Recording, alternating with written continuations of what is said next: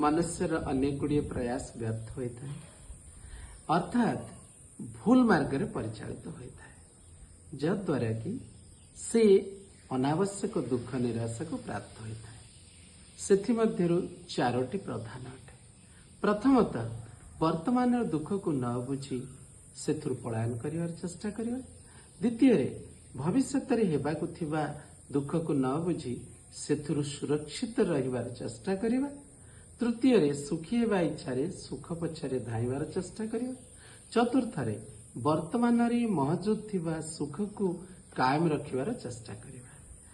ये समस्त चेष्टा भूल मार्ग रे परिचालित होता है। मात्र भगवान बुद्ध चारि प्रकार यथार्थ प्रयास शिक्षा दे कहती।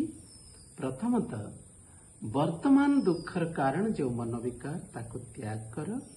द्वितीय भविष्य रे दुख सृष्टि करुथिबा अनुत्पन्न अकुशल वृत्ति कबल मन को सुरक्षित रहिबा चेष्टा करने आवश्यक। तृतीय मन रे कुशल वृत्ति को उत्पन्न करिवार चेष्टा करिवा, कारण कुशल वृत्ति ही प्रकृत सुखर कारण अटे। चतुर्थ मन मध्य देखा देउथिबा कुशल वृत्ति को परिपक्व हेबाकु देबा, कारण समस्त कुशल वृत्ति ही प्रकृत सुखर कारण होता है।